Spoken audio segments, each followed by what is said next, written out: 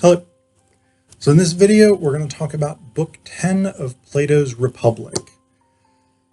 Now, as a lover of theater, literature, and the arts, I have a lot to say about Book 10 because Plato, or Socrates, lays out an aesthetic theory that I think is wrong on many levels. So Book 10 basically does two things. It starts with an explanation of why poetry, theater, painting, and imitative art in general should be banned from the Callipolis, or the ideal city. And then in the second part, it talks about how we as human beings have immortal souls, and how our souls can be prepared to achieve maximum happiness, the maximum happiness possible. So the first thing that occurs in Book 10 is that Socrates says that imitative poetry should not be admitted to the ideal city. And he says, between ourselves, for you won't denounce me to the tragic poets or any of the other imitative ones. All such poetry is likely to distort the thought of anyone who hears it unless he has the knowledge of what it is really like as a drug to counteract it. And the premise of this seems to be this thing he says slightly later. All the same, no one is to be honored or valued more than the truth. So the idea that Plato starts with, or the idea that Socrates starts with here, is essentially that the arts, imitative arts, are inherently built on untruths or misrepresentations of the truth. And this is grounded in the Platonic theory of forms, right? So the Platonic idea is that for everything that exists, there is an ideal form of it, a perfect version, the absolute pinnacle of not a particular thing. So it's not that there is a best can of flavored water or whatever it is out there.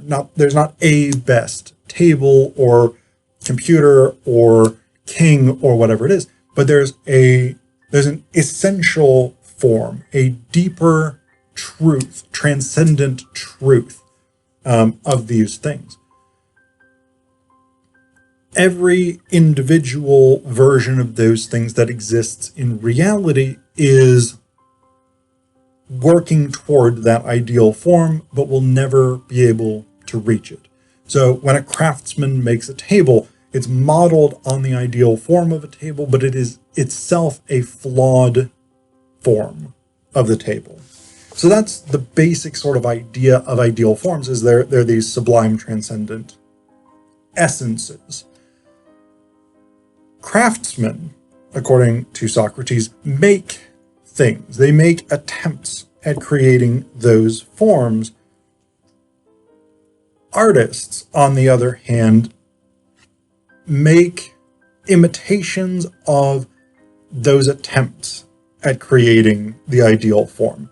So the representation of something is a remove away from the actual thing itself, which is a remove away from the ideal form of it.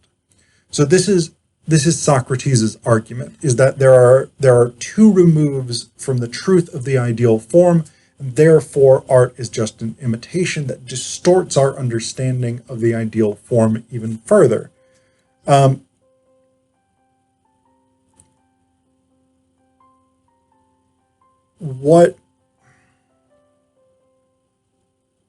So basically the idea here is that art is an appearance rather than a thing in itself.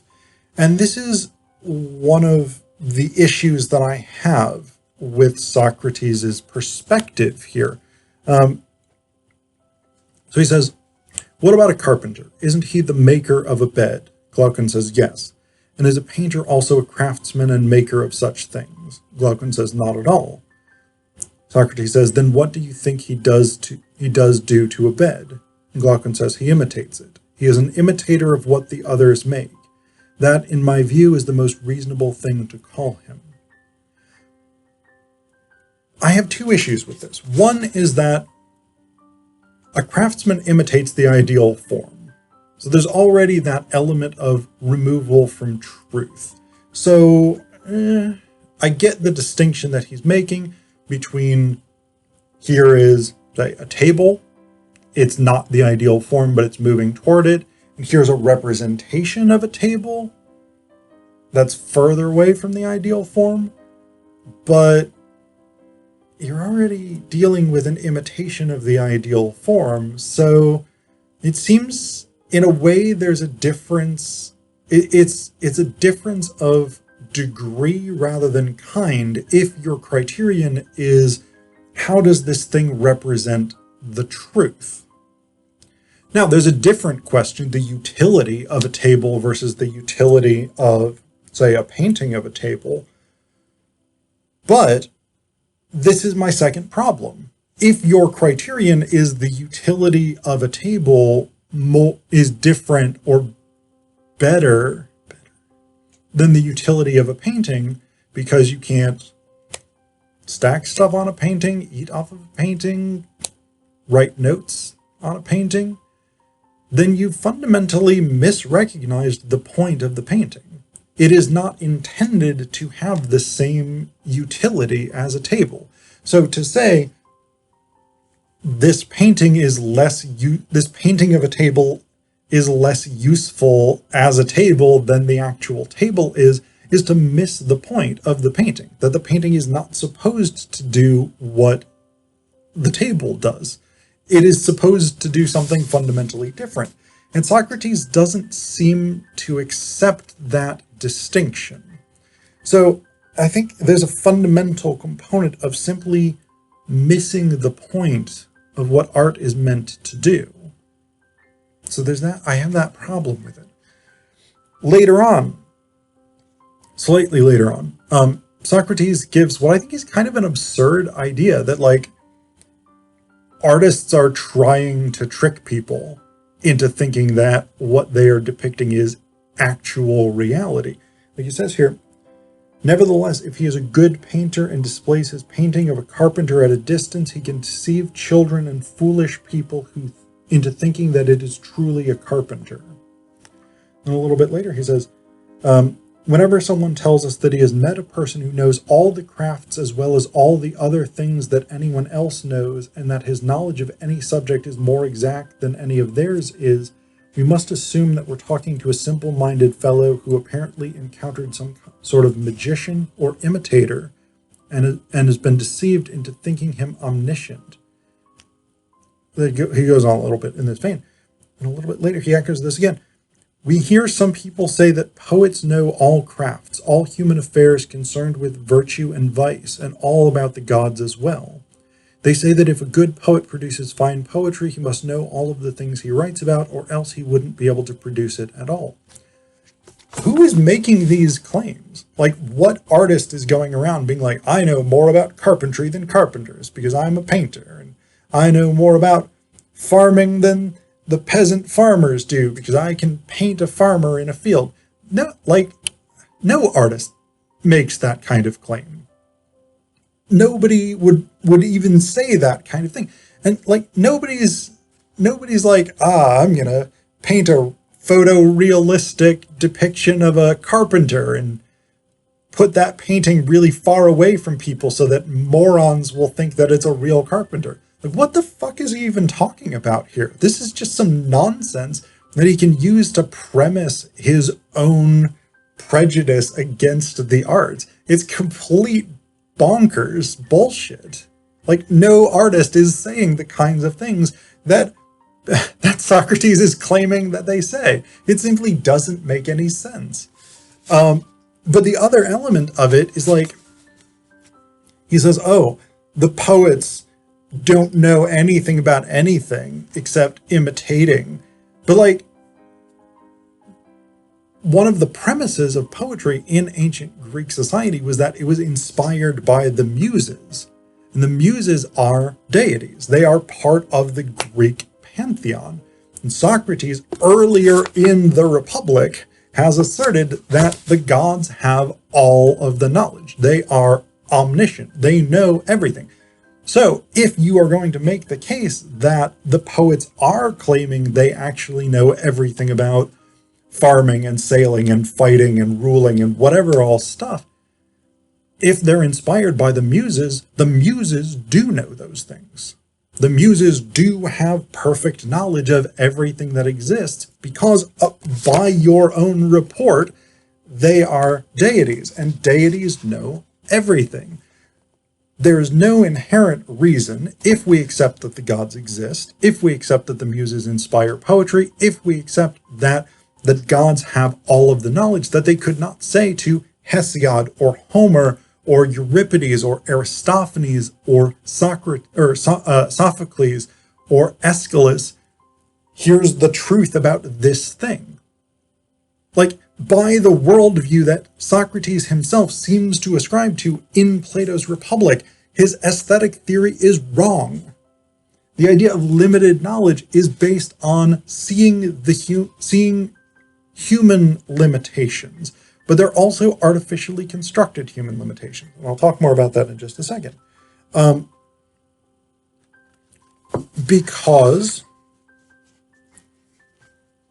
Actually, I'll talk more about that right now.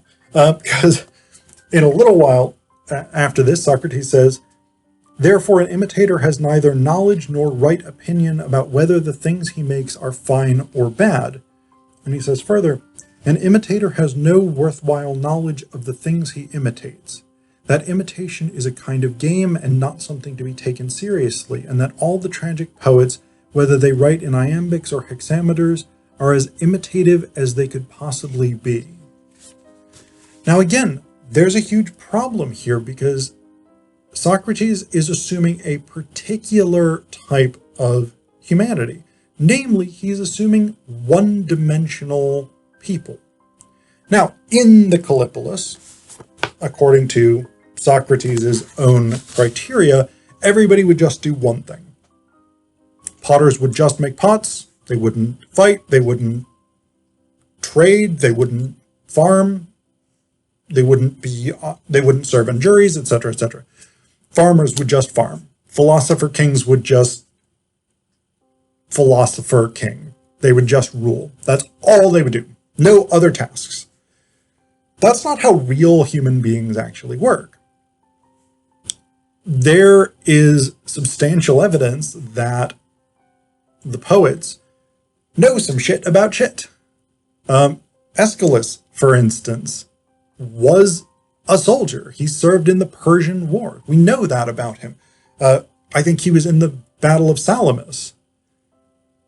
So when Aeschylus writes a scene set during a war or a military camp, whatever it is, he is writing from experience. He's not writing from, I am a poet, I am a tragedian who has never done anything or seen anything or experienced anything other than artistic imitations. Like, you have to assume the Socratic ideal of a person who does only one thing and has a complete absence of knowledge about anything other than that one specific thing in order for this to make any sense whatsoever. Real people simply don't work this way. I mean, people have knowledge of things that are not the primary thing they might do. But the other thing that's really striking to me about, well, one more thing, then I'll come back to this other thing that's really striking. Socrates also, or Plato, also seems to fundamentally misunderstand human psychology. Because basically what he sort of says around the middle of book 10 is that if you let people see depictions of things that you might otherwise consider immoral, so things like excessive displays of grief, for instance, laughing at off-color jokes, etc., that these things will make people worse. It will corrode the quality of those people and their ability to be rational. That's possibly true. I mean, it's hard to really make that argument because in actual human lives, we experience these things. But the point is that Socrates or Plato fundamentally misunderstand both education and human nature because they seem to believe that if you just show people positive representations, that you can completely train out negative impulses.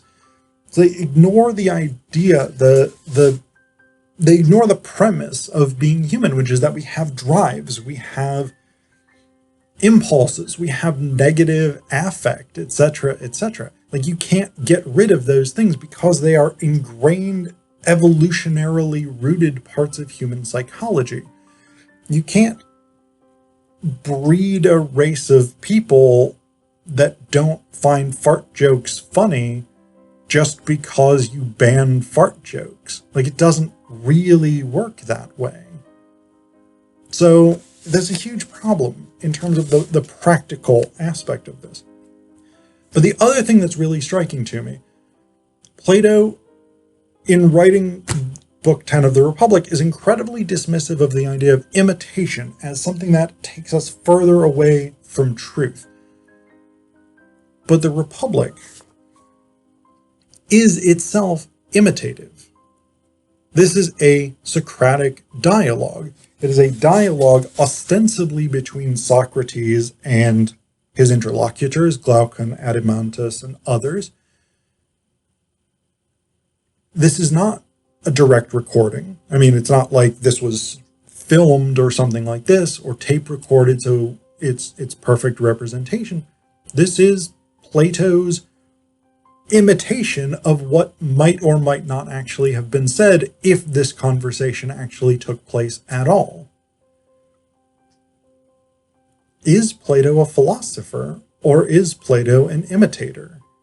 Is there a place for Plato in the Callipolis? Or does he, like the poets, like the tragedians, like the painters that he once exiled from the ideal city, does Plato deserve to be exiled from the ideal city because he imitates rather than creates something anew? That's a difficult question, and I don't have a good answer to it. My answer is maybe yes, in a way, but I also think that's a biased answer because I'm pretty unhappy with Plato's aesthetic philosophy here. But I think there's also an argument to be made that the Republic is itself a piece of philosophy. It does philosophize. And while the words are put largely into the mouth of Socrates, it is a work of philosophy that does the work of a piece of philosophy. It doesn't necessarily get to the ideal form of philosophy, but whatever. That's how it goes. That's the way that ideal forms function, and that's fine. But if that's the case, if for writing the Republic, if we're writing Phaedrus, if we're writing all of these dialogues that are imitative, that are dialogic, that are almost theatrical, Plato can still say with any degree of legitimacy, I am a philosopher. Why wouldn't other artists be able to say with any degree of legitimacy that they are also creators, that they create legitimate things that have a place in the Callipolis? And that question is undealt with. There's no self-awareness here, necessarily. So that's all that stuff. I'm primarily interested in the aesthetic theory of Book 10, but there is a whole second portion where Socrates attempts to prove the immortality of the soul. Strikingly enough, the argument for the immortality of the soul largely rests on the premise that the soul is immortal. because the proof that Socrates gives for the soul's immortality is that it cannot be degraded by negative influences on the soul. It's basically the idea that injustice, licentiousness, cowardice, and lack of learning can damage the soul but not destroy it, is essentially the core of Socrates' argument for how we know that the soul is immortal. The question of does the soul exist never comes up, never proven. The question of how do we know that the soul can't be destroyed, never addressed. So not fantastic there. But then ultimately, Book 10 and the Republic as a whole ends with this attempt to prove that justice is in itself a good thing, but it's also rewarded. And Socrates ends, he basically does say the gods reward the just, frequently in this life, but if not, in the next. And then he tells this extremely convoluted story about someone who has a near-death experience and comes back and basically reports to everyone else that there's this elaborate judgment system, and this system wherein souls, when they come back from either the underworld for those who are being punished or the heavens for those who are rewarded, when they come back into sort of rotation and they're set to go back to Earth, they get to choose their destiny on Earth. It's this whole convoluted thing, the upshot of which is this complete, just bizarre story that's meant to prove that philosophers are the smartest and the best. And that's where it ends. Plato / Socrates once again being like, philosophers rule, everybody else